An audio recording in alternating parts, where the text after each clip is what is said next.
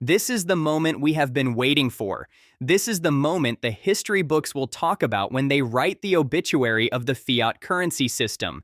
I need you to look at your screens right now.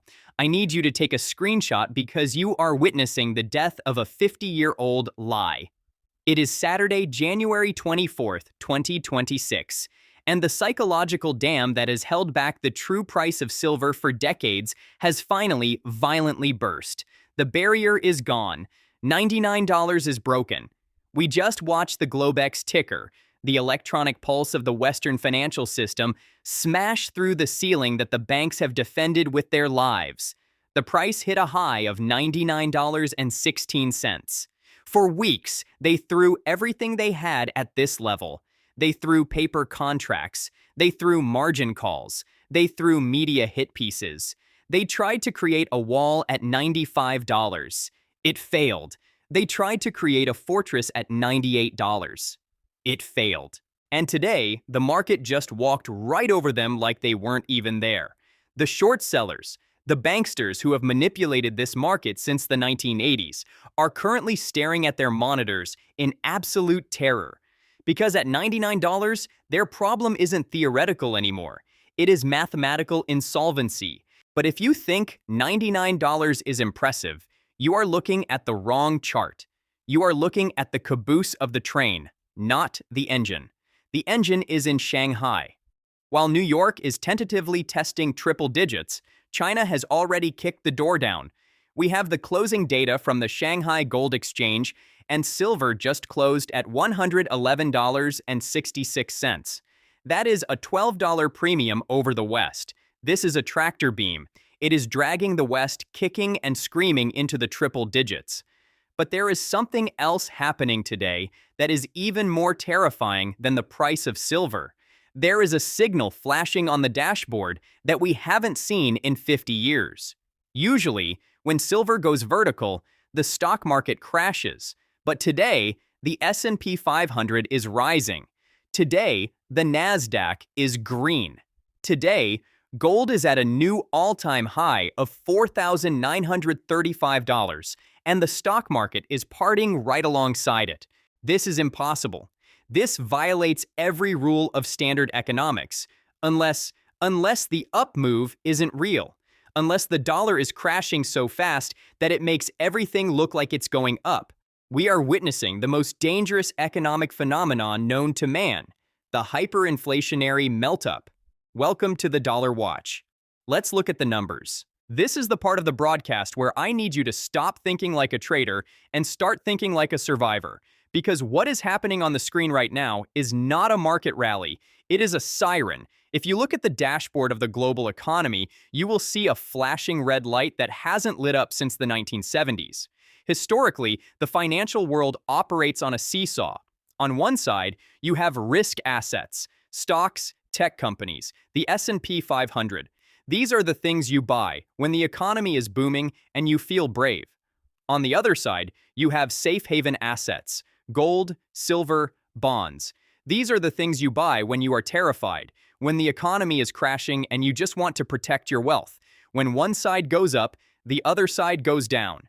That is the rule. That is how the machine is built. But today, the machine is broken. Today, the seesaw has snapped in half. We are watching gold hit a new all-time high of $4,935. We are watching silver smash through $99. And simultaneously, at the exact same second, we are watching the S&P 500 climb to record highs. We are watching the Dow Jones explode upward. Do you understand how terrifying that is? If stocks are rising, it means people are optimistic about the economy, right? But if gold is rising to $5,000, it means people are terrified of the economy. They cannot both be right, unless neither of them are rising, unless the assets are standing still, and the ground beneath them, the dollar, is sinking. This is what a hyperinflationary melt-up looks like. We are entering what the Austrian economist Ludwig von Mises called the crack-up boom. It is the moment when the public realizes that the currency itself is dying. When the currency dies, it acts like a falling elevator. Inside the elevator, it looks like the floor numbers are going up. Floor 10, floor 20, floor 100.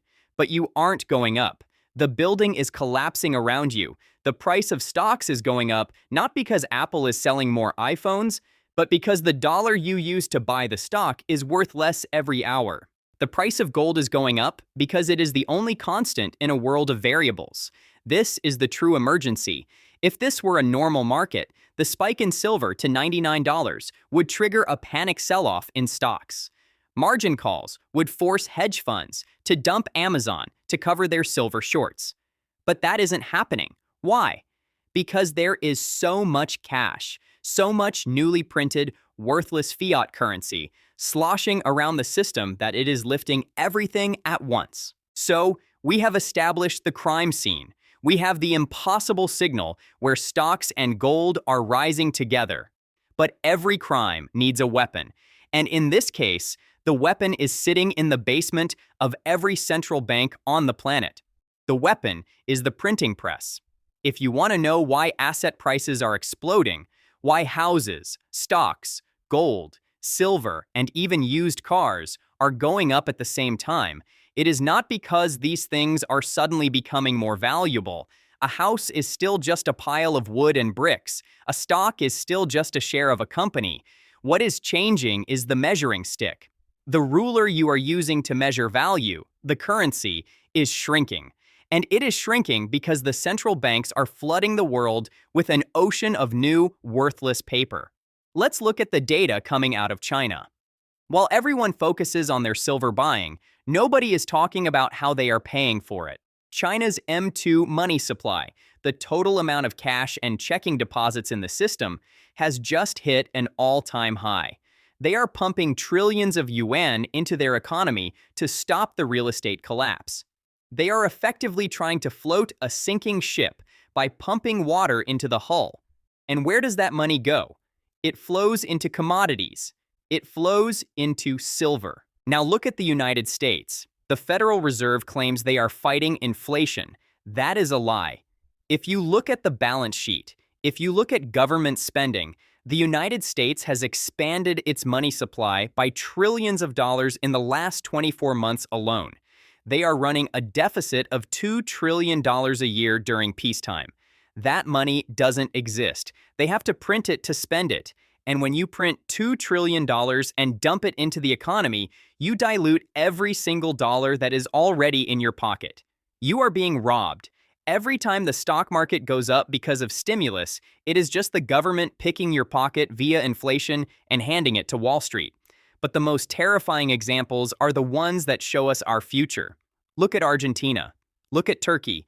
In those countries, the money supply expanded by 70% in less than a year. And what happened to their stock markets? They went up. The Turkish stock market was one of the best performers in the world in nominal terms. But did the Turkish people get rich? No. They got wiped out because while their stocks went up 50%, the cost of food went up 100%. That is the trap. That is exactly what is happening in the West right now. We are just at the beginning of the Turkification of the US economy. There is so much liquidity flooding the system that it is lifting every boat in the harbor. But the water they are floating on is toxic. This liquidity flood creates a distortion field. It makes you think you are a genius investor. You look at your 401k and see it hitting all-time highs, and you think, I'm doing great. You are not doing great. You are standing on a treadmill that is speeding up. You have to run faster and faster just to stay in the same place. We are officially operating in uncharted territory. The map we have used for the last 15 years, the map that says tech is king and digital is the future, has just been thrown out the window. Because in the middle of this historic liquidity-fueled melt-up, there is one asset that is strangely quiet. There is one dog that isn't barking. And we need to talk about Bitcoin. For a decade, the narrative has been clear. Bitcoin is digital gold. It is the fastest horse in the race. If the dollar collapses, Bitcoin goes to the moon. But look at the scoreboard today. Gold is at an all-time high of $4,935. Silver is smashing $99. Stocks are vertical. But Bitcoin? Bitcoin is lagging. It is stumbling. It is acting like people forgot it exists. Why? Why, in the greatest inflation event of our lifetimes, is the hardest money ever created losing ground to a shiny rock? The answer tells you everything you need to know about the nature of this crisis. This is not a speculative mania. This is a physical panic. When the chips are down, when global supply chains are breaking and currencies are burning, the market retreats to the most primal form of value. It retreats to atoms, not bits. Investors are realizing that you cannot build a solar panel with Bitcoin. You cannot put a Bitcoin in a cruise missile. You cannot use a Bitcoin to conduct electricity in an EV battery. Bitcoin is digital energy, yes, but silver is a physical necessity. And right now, the world is short on necessities. The smart money is making a calculated decision. They are rotating out of risk-on digital assets and piling into risk-off physical assets. They are choosing the thing that has 5,000 years of history over the thing that has 15. This lag in crypto is the ultimate proof that we are not in a tech bubble. We are in a commodity supercycle. The capital is flowing from the cloud back to the earth. It is flowing from the intangible to the tangible. This brings us back to the most dangerous number on the board. While the digital world sleeps, the physical world is setting a price target that the paper market simply cannot ignore. We have talked about the $99 break in New York, but we haven't talked enough about the magnet that is pulling it there. We need to talk about the real floor. We need to talk about the price in Shanghai, which is currently trading $12 higher than New York. Let's look at the math. In New York on the Globex, you can theoretically buy a contract for $99.16. But in Shanghai, that same ounce of silver, the exact same chemical element, is trading for $111.66.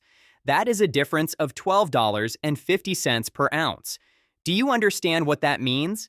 It means the Western price is wrong. It means the US dollar price is a lie.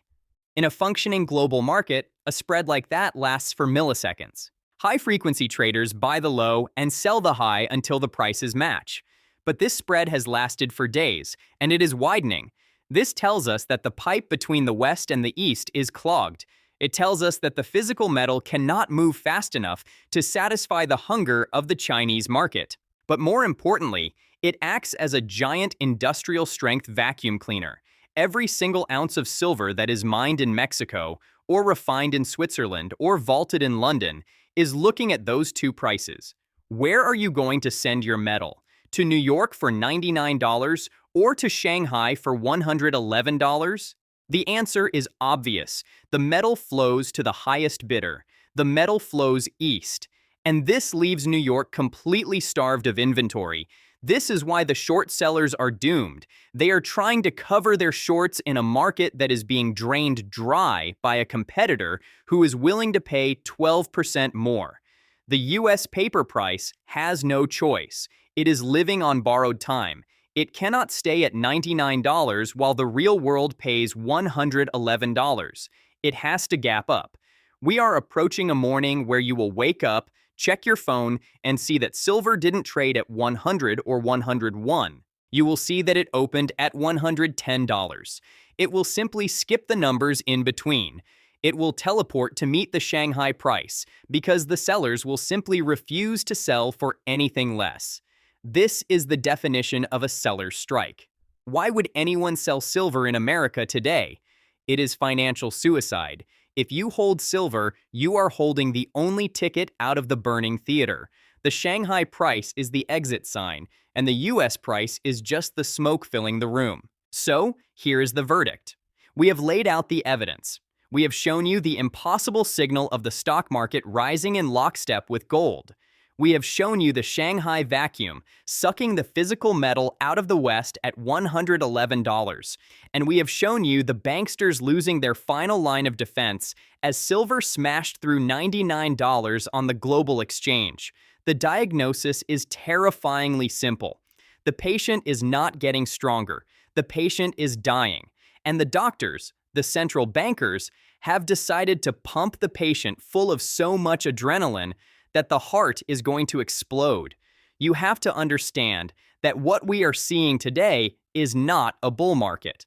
A bull market is when an asset gains value because the economy is growing and people are prosperous. This is a currency collapse. This is a crack-up boom. Silver is not going to $100 because industrial demand is up, even though it is. Silver is going to $100 because the dollar is going to zero. The measuring stick is melting in your hand. The banksters didn't lose control of silver. They lost control of the dollar. They had to choose between crashing the stock market or destroying the currency. Today, looking at the S&P 500 rising alongside gold, we know exactly what choice they made. They chose the printer. They chose to sacrifice your purchasing power to save their banking system. So $100 is no longer the ceiling. It is the floor. It is the rear-view mirror. Do not anchor your mind to these numbers. Do not think, oh, I will sell at 100. If you sell at 100 for cash, you are trading a scarce asset for a dying liability. You are jumping off the lifeboat and swimming back to the sinking Titanic because you think the Titanic looks big. It doesn't matter how big it is going down. The window to exchange your paper for metal is closing, not because the shops are closing, but because the price is moving faster than your bank transfer can clear. While you wait 3 days for your funds to settle, silver moves $10. While you debate the premium, Shanghai moves to $120. You are running a race against a printing press that can print trillions in a second. You cannot win that race with cash. You can only win it by holding assets that cannot be printed. We are witnessing the end of the fiat experiment. The volatility you see is the death rattle of the old system. The rising stock market is the trap. The rising gold and silver are the escape hatch. Do not get confused by the noise. Do not let the green candles in the stock ticker lull you into a false sense of security. The water is rising. The dam has broken. Get out of cash. Get out of debt. Get into the lifeboat.